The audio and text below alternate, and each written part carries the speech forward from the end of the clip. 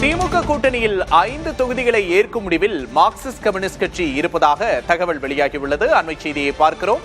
திமுக கூட்டணியில் 5 தொகுதிகளை ஏற்கிறதா சிபிஎம்?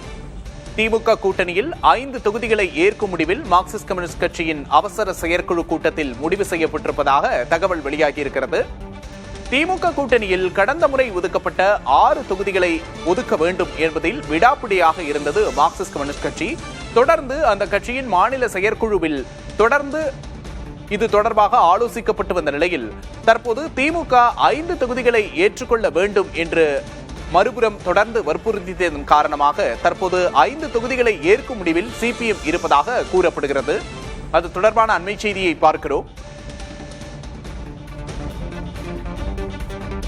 கூடுதல் விவரங்களை செய்தியாளர் வினீஷிடம் கேட்டு பெறலாம். வினீஷ், தற்போது சிபிஎம் கூட்டத்தில் என்ன முடிவெடுத்திருக்காங்க? தற்போதைய நிலை என்ன? விக்னேஷ், சிபிஎம் செயற்குழு கூட்டம் கடந்த 2 மணி நேரத்துக்கு மேலாக ஸ்ரீநகரில் இருக்கக்கூடிய கட்சியினுடைய தலைமை அலுவலகத்தில் நடைபெற்று வருகிறது.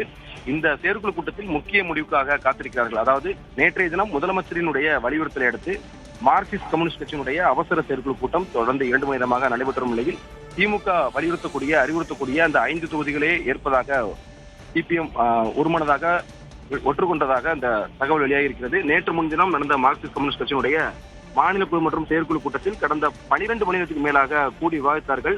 மாநில குழுவில் 83 நிர்வாகிகள் ஒருமித்த கருத்து ஏற்படாத சூழல்ல அதுக்கு பிறகு செயற்குழு கூட்டம் நடைபெற்றது.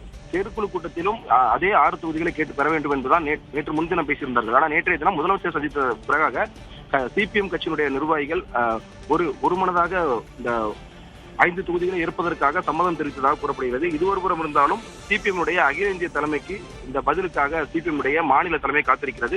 ஒருவேளை அகில இந்திய தலைமை 5 தொகுதிகளை ஏற்றுக்கொண்டு தொகுதி பங்கீட்டத்தில் கையெழுத்திட்டு தேர்தலை சந்திக்க தயார் என்று அவர்கள் கூறினார்களோ உடனடியாக திமுக அனுமதிக்காக காத்திருக்கிறார்கள். திமுக தலைமையிடமிருந்து அனுமதி கிடைத்தவுடன் நேரடியாக சென்று அண்ணா அறிவாலயத்தில் தொகுதி பங்கீடு ஒப்பந்தம் இறுதி கையெழுத்தாகும் என்று எதிர்பார்க்கப்படுகிறது. இந்த கிட்டத்தட்ட சிபிஐ மற்றும் சிபிஎம்க்கு ஒரே அளவிலான தொகுதிகளை மட்டுமே ஒதுக்க முடியும் என்று திமுக தலைமை ஏற்கனவே அறிவுறுத்திருந்தது. அதன் அடிப்படையில் தான் முதலமைச்சருடைய அழைப்பை ஏற்று நேரடியாக நேற்றைய தினம் அண்ணா அறிவாலயத்தில் சிபிஎம் மாநில செயலாளர் சண்முகம் உட்பட 4 பேர் கொண்ட நிர்வாகிகள் நேரடியாக சந்தித்து பேசியிருந்தார்கள். அந்த 4 பேர் சந்திப்பின் போது என்ன மாதிரியான கருத்துக்கள் பரிமாறப்பட்டது என்பதையெல்லாம் தற்பொழுது இந்த மாநில செயற்குழு கூட்டத்தில் 18 பேரிடம் கலந்து ஆலோசித்து வருகிறார்கள். தேர்தலுக்கு இன்னும் 30ஆம் தேதி முதல் வேட்புமனு தாக்கல் நடைபெறக்கூடிய நிலையில திமுக தொகுதி பங்கீட்டில் தொடர்ந்து ஒரு இழுபறி நீடிக்கிறது. இன்னும் 2க்கும் மேற்பட்ட முக்கியமான கட்சிகள் தொகுதி ஒப்பந்தம் இறுதியாகக்கூடிய சூழ்நிலையில சிபிஎம் உடன் அவசரமாக தொகுதி பங்கீட்டை முடித்துக் கொள்ள வேண்டும் என்று திமுக தலைமை நினைக்கிறது. அதன் அடிப்படையில் தான் இன்றைய நடைபெறக்கூடிய அந்த செயற்குழு கூட்டத்தில் திமுக தங்களுக்கு வழங்கக்கூடிய 5 தொகுதிகளை பெற்றுக்கொண்டு தேர்தலில் ஈடுபட சிபிஎம் தயாராக இருப்பதாக தகவல் வெளியாகிறது. இன்னும் அரை மணி நேரம் அல்லது 1 மணி நேரத்தில் இந்த செயற்குழு கூட்டம் முடிவடையும். அதற்கு பிறகு அதிகாரப்பூர்வமாக இந்த தகவல் வெளியாகும் என்று எதிர்பார்க்கப்படுகிறது. வினீஷ், இதுவரை கூட்டணி பேச்சுவார்த்தை நடந்த கட்சிகள்ல சிபிஎம் ரொம்ப விடாப்பிடியா எங்களுக்கு 6 தொகுதிகள் வேணும் அப்படிங்கறத உறுதியா இருந்ததை பார்க்க முடிஞ்சது. இப்போ அவங்க இறங்கி வர்றதுக்கான சமிகைகள் தெரியுது. அப்படிங்கும் போது இதற்கு என்ன காரணம்? திமுக கராரா 5 தொகுதிகள் தான் அப்படின்னு சொல்லிட்டாங்களா? நிச்சயமாக நேற்று இவர்கள் இதுவரை 4 கட்ட பேச்சுவார்த்தையை நடத்தி முடித்திருக்கிறார்கள். இதுவரை திமுக கூட்டணியில் எந்த கட்சியும் 3க்கும் மேற்பட்ட பேச்சுவார்த்தையை நடத்தி முடிக்கவில்லை. சிபிஎம் மட்டுமே 4 கட்ட பேச்சுவார்த்தையை நடத்தி முடித்திருந்தார்கள். அதற்கு பிறகும் தொகுதி பங்கீட்டில் உடன்படிக்கை ஏற்படாத நிலையில் தான் நேற்றைய தினம் தரப்பிலிருந்து அழைப்பு விடுக்கப்பட்டிருந்தது. அதன் அழைப்பை ஏற்றுதான் நேரடியாக முதலமைச்சரை சிபிஎம் மாநில செயலாளர் சண்முகம் அவர்கள் நேற்று சந்தித்திருந்தார். இதுவரை எந்த கட்சியினுடைய தலைமையிடமும் நேரடியாக முதலமைச்சர் பேசவில்லை. தொகுதி பங்கீட்டில் நேற்றைய தினம் மட்டுமே சிபிஎம் மாநில செயலாளர் சண்முகத்தை அழைத்து பேசியிருந்தார். முதலமைச்சரிடையே நேரடியாக தலையிட்டு கேட்டுக்கொண்டதன் அடிப்படையில் தான் இந்த முடிவிற்கு சிபிஎம் தயாராக இருக்கிறது என்று எடுத்துக்கொள்ளலாம். கடந்த தேர்தலின் போது 2021 6 தொகுதிகள் ஒதுக்கியிருந்தார்கள் சிபிஎம் மற்றும் சிபிஐக்கு.